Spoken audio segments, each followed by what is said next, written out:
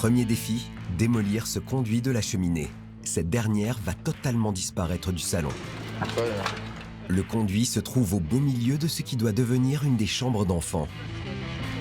Le problème, c'est qu'il est renforcé par un maillage en métal.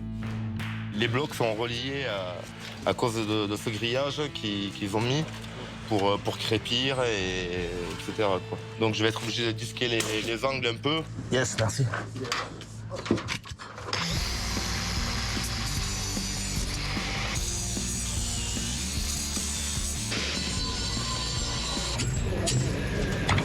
Après pas mal d'efforts, la cheminée est découpée en 4 morceaux.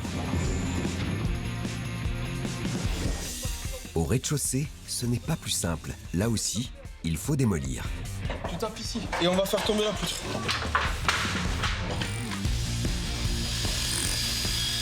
Avant d'installer une poutre plus longue et plus solide, les maçons doivent d'abord abattre cette poutre en béton. Une opération chirurgicale, car il ne faut surtout pas abîmer le sol du salon.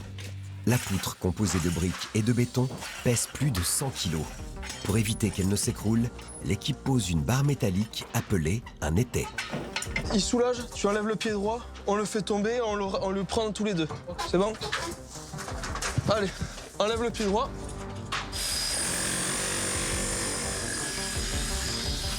Allez, tu tires vers toi. Tranquillement. Allez. Ah, ça va, c'est moi qui porte tout. Vas-y. Normalement, moi, voilà. Allez. Il faut maintenant poser la fameuse poutre en acier. Et vu son poids, les charpentiers prêtent main forte à leurs collègues maçons. On a recréé une poutre pour soulager le poids de la charpente qui va être reposée dessus. Allez.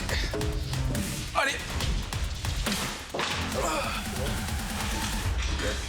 Cédric, je vois pas, c'est bon? Ok, merci les gars. Si on n'avait pas ce coup de main de l'équipe d'Adrien pour porter cette poutre, on n'aurait pas réussi à 3, on aurait dû louer des machines, du coup on aurait dû dépenser de l'argent supplémentaire et c'est pas le but. Il ne reste que 4 jours pour que la maison en L soit prête à recevoir le nouvel étage. Et le chantier réserve bien des surprises. À 700 km de là, commence un autre chantier.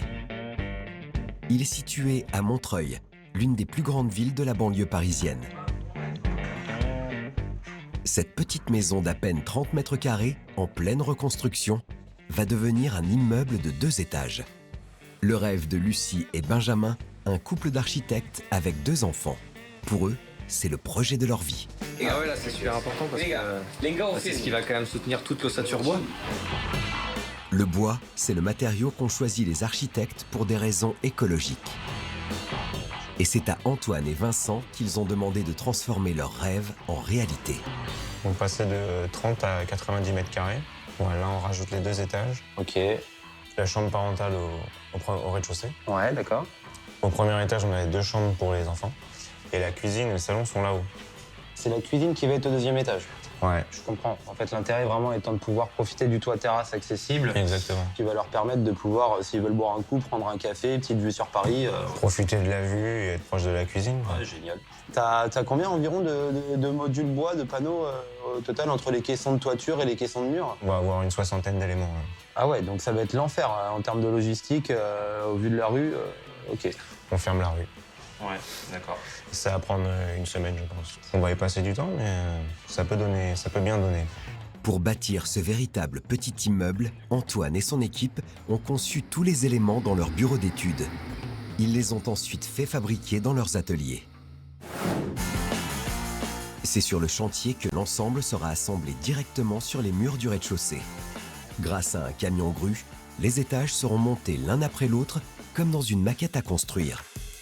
Jusqu'au toit terrasse situé à 12 mètres de hauteur. Le tout sera recouvert de bois et de zinc pour le cacher. Coût total de ce projet, 270 000 €. Tour de force, Antoine et ses hommes n'ont que 5 jours pour bâtir la structure en bois de ce petit immeuble d'architecte. Le chantier démarre et la rue de Montreuil est déjà totalement bloquée. 2 camionnettes, un camion grue Un impressionnant dispositif avec à sa tête José, le chef de chantier. Tu mets ça le long là par terre, que ça ne gêne pas, que ça prenne pas dans les pattes. C'est son chantier, on lui a confié.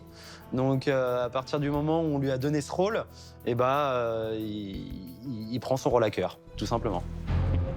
Et de la bonne volonté, il va en falloir pour réussir à ajouter 2 étages à cette petite maison. En plus, le chantier commence mal. Impossible de démarrer l'opération de levage qui permet d'apporter les premiers matériaux au niveau 1 de la maison. La cause, cette voiture garée devant le chantier. Et cela, malgré l'interdiction signifiée par la mairie. Le nerf de la guerre pour le crudier, c'est son placement. Le premier jour, il va mettre un peu plus de temps pour se mettre en place, trouver ses repères, mais il faut que le bras de grue soit axé au bon endroit pour pouvoir distribuer tout le chantier. Heureusement, 10 minutes plus tard, apparaît le propriétaire du véhicule. Ah super. Allez les gars, attendez les gars, on fait ça vite. Le camion va pouvoir enfin se positionner correctement et surtout garder sa place durant tout le chantier. Avec sa grue, ce camion peut porter jusqu'à 800 kg à 31 mètres de hauteur. T'as assez de recul avec les patins? Des travaux qui promettent d'être éprouvants, car la construction des 2 étages va devoir se faire dans un milieu urbain très dense.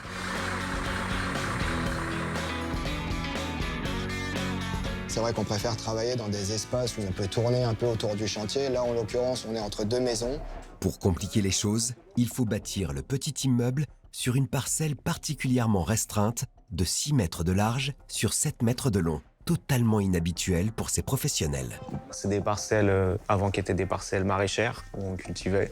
Du coup, c'est des formes un peu bizarres et découpées forcément pas très larges, parce que c'était pas fait pour la construction. Avec de telles contraintes, tenir les délais devient un véritable défi. Et ça ne commence pas bien. Le levage démarre avec près de 2 heures de retard. La soixantaine d'éléments en bois va pouvoir enfin être acheminée. Dès l'établissement des plans sur le logiciel, on va essayer de déterminer un ordre de levage.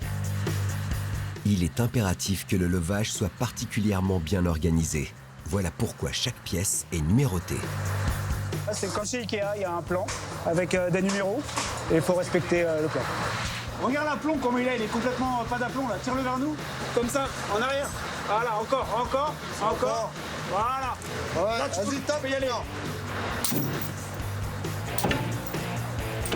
Si on se trompe, il va falloir tout redémonter et tout remettre à sa place.